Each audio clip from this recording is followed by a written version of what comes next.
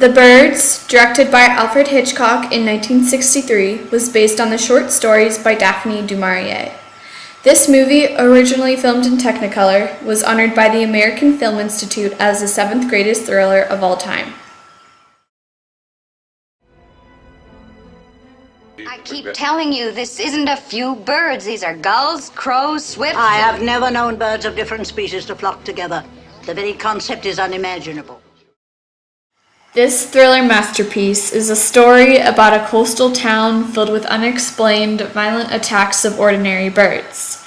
A small town takes a turn for the bizarre when Melanie Daniels, a rich California woman, played by Tippi Hedren, pursues a potential boyfriend, Mitch Brenner, played by Rod Taylor.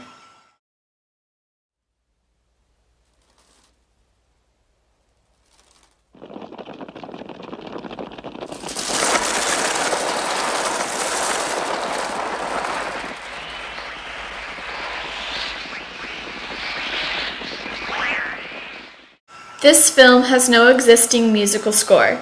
Instead, it was replaced by a soundtrack of bird cries and wing flaps. Hitchcock's favorite composer, Bernard Herrmann, served as a sound consultant for this movie. The film's technical side is extraordinary and shocked many of the moviegoers at the time.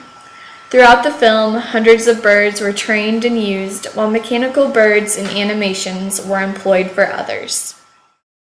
Many critics believe that the new concerns about the environment popularized by Rachel Carson's Silent Spring in 1962 may have influenced Hitchcock and screenwriter Evan Hunter when they prepared their script.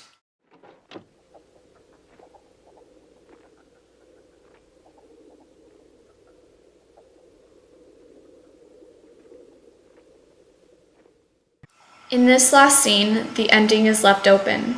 There is no final pursuit by the birds. They have not spread, nor have they ended.